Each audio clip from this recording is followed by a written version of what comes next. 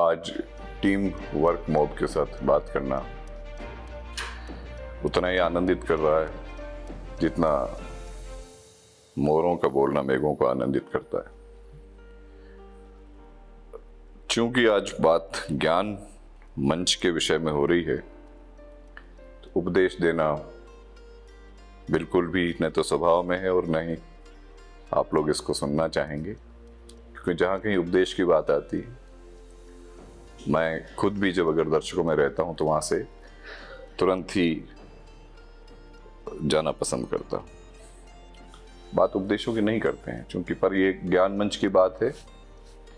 तो मैंने कहीं पढ़ा था, महान विद्वान चाणक्य ने ये कहा था कि स्वर्ण यदि कीचड़ में पड़ा हो तो उसको ले लेना चाहिए, क्योंकि स्वर्ण अपनी आभा कभी नहीं छोड़ता है। स्वर्ण अभी अपनी शुचिता किसी भी परिस्थिति में नहीं छोड़ता। इसलिए ज्ञान कहीं से भी हमें मिल जाए, हमें ले लेना चाहिए। ये उपदेश के रूप में नहीं है, ये मैंने इसको अपनाया है। मैं आपके साथ एक चीज शेयर करना चाह रहा था। किसी समस्या में फंस गए थे, हमें उसका निदान नहीं सूझ रहा था। निदान मैं आपको शेयर ही करता हूं। मैं टोंक में पोस्टेड था और बनास का बहुत ज्यादा पानी चढ़ गया था, तो बनास की बजरी निकालने के लिए वहां हम हमारी चेतावनी के बावजूद वहां वो एक ट्रक फंस गया था बीच में, 15 लोग उसके अंदर फंस गए थे। हमें बिल्कुल समझ नहीं आ रहा था कि अगर 1 घंटे का डिले हो जाता तो सहायता आने में समय लगता है, वह ट्रक उसमें डूब जाता और 15 आदमी उसमें मारे जाते। अब हमने बड़े से बड़े लोगों के जो विशेषज्ञ हैं उनके इसमें सुझाव लिए, तो किसी ने कहा कि सब वहां से नाव वहां से मंगवा लीजिए, हेलीकॉप्टर जोधपुर से मंगवा लीजिए सेना का, पर उसमें सब में समय लग रहा था, मौसम खराब था। तो अब मुझे ये लग रहा था कि आज इन 15 प्राणियों की जान गई, और हमको पता भी है कि उससे अरसा पहले पाली जिले के अंदर 6 व्यक्ति ऐसे ही डूब करके मर गए थे।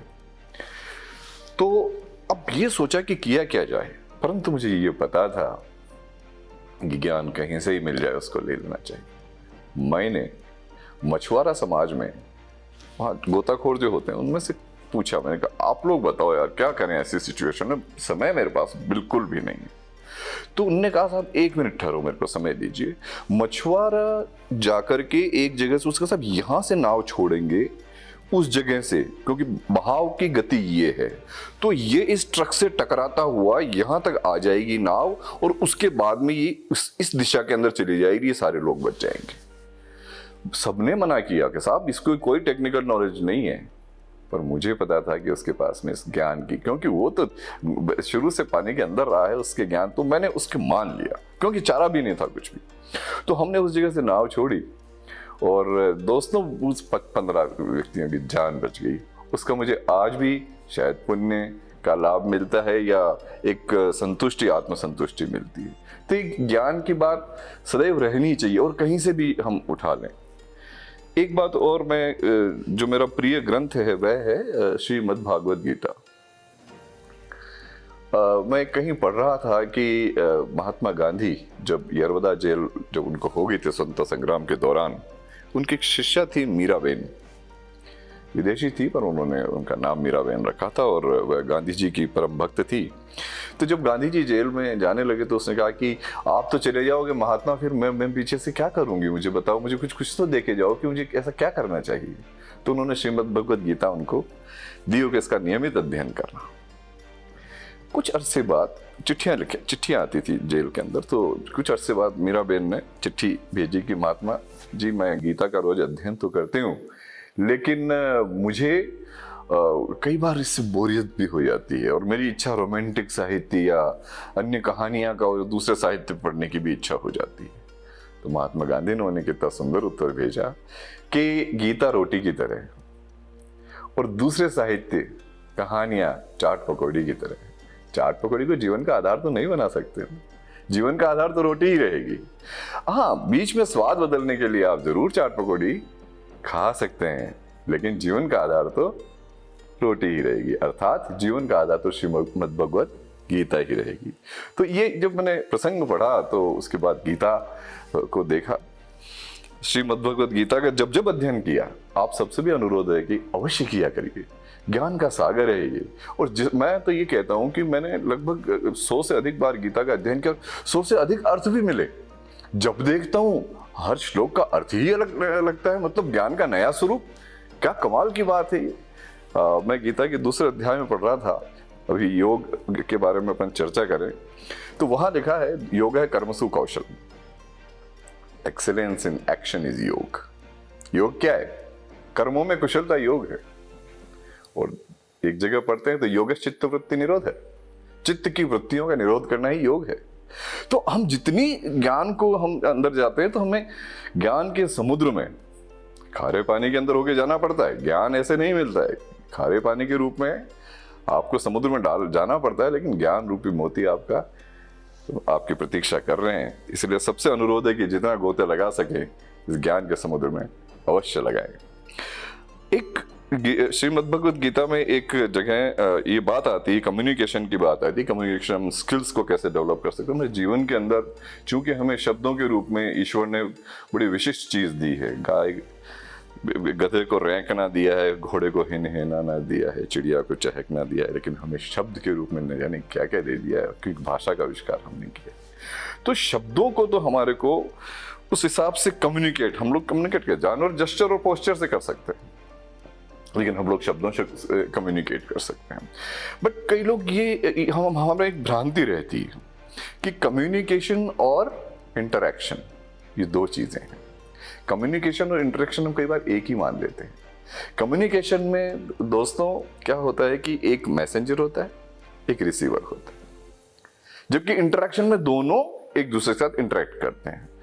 वहां पे मैसेंजर और रिसीवर की बजाय दोनों बन जाते हैं। वह मैसेज देता है, वह रिसीव करता है, लेकिन श्रीमद् भगवद गीता को अगर अपन देखें तो इसमें Shri Krishna was messenger and Parth अर्थात Arjun was receiver.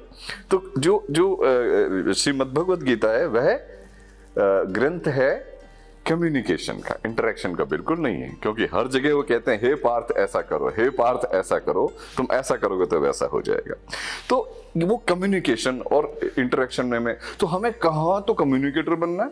Leadership qualities ऐसे ही तो डेवलप होती है कि हम कहाँ कम्युनिकेटर और कहाँ हम मैसेंजर है, मतलब कहाँ मैसेंजर और कहाँ रिसीवर है, कहाँ इंटरेक्टर है और कहाँ कम्युनिकेटर है। सो अगर आप कम्युनिकेटर बनते हैं तो you will be a leader, interactor बनते हैं तो यू आर फ्रेंड्स, ठीक है, और रिसीवर बनते हैं तो आप किसी लीडर की बात सुन रहे हैं। तो ये आपके स्टेटस एंड रोल के ऊपर डिपेंड करता है कि आप किस रोल में अभी हैं।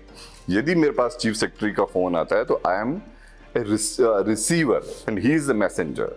मैं अगर किसी एसडीएम को फोन करूंगा तो he will be receiver and I will be the messenger. गड़बड़ तब हो जाएगी जब हम इस स्टेटस और रोल के अंदर कुछ घालमेल कर लेते हैं। एक और बात याद आ रही, स्वामी विवेकानंद हमारे आदर्श रहे ही हैं और उन्होंने इतनी अच्छी बात कही थी, वो फिर ज्ञान की बात हो जाती है, पर चूंकि मैंने सीखा तो मुझे लगा कि मुझे आप लोगों के साथ बांटना चाहिए। उन्होंने एक जगह कहा था कि एक जंगल के अंदर प्रसव पीड़ा हो रही थी शेरनी को, लॉयनेस। उसने एक बच्चे को जन्म दिया, वही उसकी प्रसव पश्चात ही उसकी मृत्यु हो गई। तो वो बच्चा जो है वो सिंह शावक वो जन्मा ही हुआ था, भेड़ों का एक झुंड उधर से जा रहा था। तो एक नई माँ भेड़ थी तो उसने कहा इस बच्चे को मेरे बच्चे के साथ अपना ले, तो वो उसके साथ ले गई और वह दूध पी करके भेड़ों के साथ ही बड़ा हो गया। अब क्या हुआ कि सिंह जब 5 वर्ष का हो गया तो पूरा सिंह बन गया वो तो, लेकिन वह भेड़ों की तरह ही मिमियाता था, क्योंकि उसको तो ये लगता मैं भेड़ हूं, उसको पता ही नहीं था कि वो सिंह है। तो वो भेड़ हूं, वो मिमियाता भी था, घास भी खाने लग गया था। तो अब बड़ा विचित्र सी स्थिति हुई, चल रहा था जीवन तो उसका तो बड़ा आराम से चल रहा था। लेकिन एक बार क्या हुआ कि उसी जंगल में एक शेर जा रहा था। उसने कहा इन भेड़ों के झुंड में शेर कैसे जा रहा है। उसने उस शेर को पकड़ा और बाल पकड़, वो मिमियाया बेचारा शेर, क्योंकि उसको लगा मैं भेड़ हूँ। उसको पकड़ करके एक तरफ ले गया, बोले तू भेड़ नहीं है शेर है। उसने नहीं, फिर मिमियाया। उसने कहा नहीं मैं तो भेड़ हूँ, ये मेरे भाई बहन है सारे के सारे। बोले नहीं तू शेर है। बोले नहीं मैं शेर नहीं हूँ। तो फिर उसने शेर ने पकड़ करके उसको एक तरफ ले गया और तालाब के अंदर उसको चेहरा दिखाया, और ये चेहरा भेड़ों से मिलता है या शेरों से। उसने कहा मिलता तो शेरों से ही है। तो दहाड़, तो उसने एक बार मिमियाया, 2 मिमियाया, तीसरी बार दहाड़ निकली और उसने कहा मैं शेर हूं। और फिर उसने एक जंगल के इलाके के ऊपर राज करना चालू किया। तो विवेकानंद ये कहते हैं कि तुम भेड़ नहीं हो, तुम सिंह हो और सिंहों की तरह आचरण करो और इस भारतवर्ष के अंदर इस प्रकार से अपना परचम लहराइए जिससे कि आप अपने इलाके के ऊपर राज करो। भेड़ की तरह मिमियाना बंद करो, भेड़ चाल बंद करो। ये विवेकानंद जी ने कहा था। एक चीज और बांट लेता हूं। क्या हुआ कि एक वो था, हम लोग कई बार क्या करते हैं कि अपने रोजमर्रा के जीवन में पनिशमेंट जो, बिकॉज रिवार्ड एंड पनिशमेंट की थियरी हमारे मैनेजमेंट के अंदर बहुत ज़रूरी होती है कि जहाँ पे अप्रिशिएट करना चाहिए और जहाँ पे हमें पनिशमेंट देना चाहिए वो पनिशमेंट देना भी चाहिए। इसको कहते हैं रिवार्ड एंड पनिशमेंट की थियरी। अदरवाइज समावेश और उसका वो बिठा नहीं सकते अनुपात। तो अब इसमें क्या हुआ कि एक फौज में एक मसला आता है कि एक को सल्यूट कर रहा था एक सिपाही अपने कर्नल को 1000 बार सल्यूट, मतलब कई बार सल्यूट, बस आपस में सल्यूट, वो सल्यूट कर रहा था वो भी सल्यूट, मैं सल्यूट भी सल्यूट से देना पड़ता। उधर से ब्रिगेडियर निकले, उन्होंने कहा क्या हुआ, ये सल्यूट क्यों कर रहा है तुमको? सिपाही बोले सर ये जा रहा था, ये पता नहीं किस ख्याल में था छावनी के अंदर ही, और मेरे को इसने सल्यूट नहीं किया, इसीलिए 1000 बार सल्यूट मारने की इसको सजा दे रहा हूं। तो उसने कहा भले आदमी, तुम खुद भी तो सजा पा रहे हो 1000 बार, क्योंकि इसके जवाब आपको भी तो 1000 बार देना ही पड़ रहा, रुकना भी पड़ रहा है। इससे ग्राउंड के राउंड लगवा देता, गड्ढे खोदवा देता, और कोई काम करवा देता, इससे ऐसी सजा क्यों दे रहे हो जैसे कि आपको भी सजा मिल रही भाई। तो इसीलिए अगर आपको किसी को पनिश करना है तो खुद तो पनिश मत हो उस व्यक्ति की तरह जो उस प्रकार से सजा दे रहा था। और एक चीज और, तनाव जिससे हम अक्सर बात करते हैं, ये मेरा प्रिय विषय भी होता है। इसमें क्या हुआ कि वैसे तो तनाव कुछ होता नहीं है, जिम्मेदारियां को बोझ होता है, तनाव उसको देने वाला हमें अभी तक तो भी पैदा हुआ भी नहीं है, कौन को दे देगा कि कोई हमें तनाव, हमारे स्वाभिमान को चुनौती दे करके। लेकिन हुआ क्या, एक बार ये सब किस्से हैं, इनको कृपया अपने असली जीवन से जोड़िएगा नहीं, ये बात कहने के तरीके होते हैं। एक बार एक छावनी के अंदर एक कैप्टन थे, कैप्टन जिनको कमीशन मिल जाता उसे कैप्टन बोलते हैं। तो कमीशन ऑफिसर थे, नेचुरली कमीशन ऑफिसर है तो विवाह भी उनका बहुत अच्छी जगह हुआ। और वो जो पीस पोस्टिंग बोलते हैं, एक तो सेना के बॉर्डर पोस्टिंग होती है, एक पीस पोस्टिंग होती है। पीस पोस्टिंग का मतलब आप अपनी पत्नी को भी लेके जा सकते हैं, तो पीस पोस्टिंग में मतलब। तो वो एक दिन पत्नी ने कहा अपने नए पति को कि आप कैप्टन तो हो गए, अपनी पावर तो बताओ। तो उसने कहा बिल्कुल अभी पावर बताते हैं। और उसने क्या किया कि युद्ध का फर्जी सायरन बजा दिया छावनी में। अब 1000 सैनिक जो है सैल्यूट मार करके सामने खड़े हो गए, युद्ध हो गया दिखता ही, नेचुरली तैयार होकर वर्दी लगा के 5 मिनट में सारे आ गए। अब वो जो पत्नी जो है आंखों में खुशी की अश्रुधारा बह रही, अपने पिता के प्रति भी आभार व्यक्त करी है, क्या कमाल के व्यक्ति के साथ मेरा विवाह करवाया, इसकी एक बार कहने से 1000 आदमी हो गया, पावरफुल आदमी मेरा पति। और उसके आंखों से प्रेम की अश्रुधारा बहे, उसको लगे कि अगर ये सैनिक नहीं होती तो मैं इसको आलिंगन में लगा देती। अचानक क्या हुआ कि ब्रिगेडियर जो उनके बड़े अफसर थे, उन्होंने भी युद्ध का सायरन सुन लिया। उन्होंने कहा इसका तो युद्ध हो गया दिखता हो, तो भाग के वो भी वर्दी लगा करके वहां आए उसी ग्राउंड में। तो क्या युद्ध हो गया? तो कैप्टन ने कहा नहीं सर, वो तो वाइफ कह रही थी वो पावर बचाने, इसलिए उसने कहा ब्लडी फूल, शर्म नहीं आती तुम्हें? 1000 बार कान पकड़ के उठ कर बैठक, कान पकड़ के उठक बैठक 1000 बार करो। तो चालू कर दी बेचारे ने, कान पकड़ के उठक बैठक। पत्नी देख रही, वो ब्रिगेडियर चले गए, उनको तो अपना पालन करना था, आदेश का पालन फौज में करना ही था, और वो तो चले गए और फौजी भी चले गए। वो बेचारा एक बार 1000 बार उठक बैठक लगाने के बाद आदमी में क्या बचता है, वो गिर गया। गिरते ही वाइफ ने समझा कि क्या हुआ और क्या बात हुई। उसने कहा ठहरे, तो लोड मत ले देवी, कोई लोड नहीं, जो मेरे पावर की थी मैंने दिखाई, जो उसके पावर की थी उसने देखा, तू परेशान क्यों हो रही है बताओ।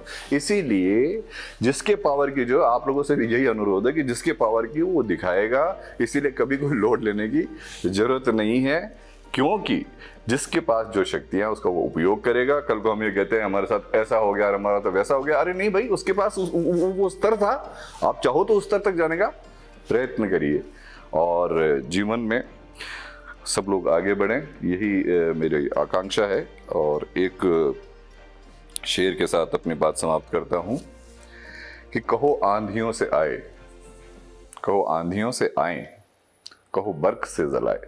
बर्क कहते हैं आसमान की जो बिजली, आसमान से जो बिजली गिरती है उसको बर्क कहते हैं। कि कहो आंधियों से आए, कहो बर्क से जलाए, ये रहा मेरा नशेमन, कोई आंख तो उठाए, कोई आंख तो उठाए। नमस्कार, जय हिंद, जय भारत।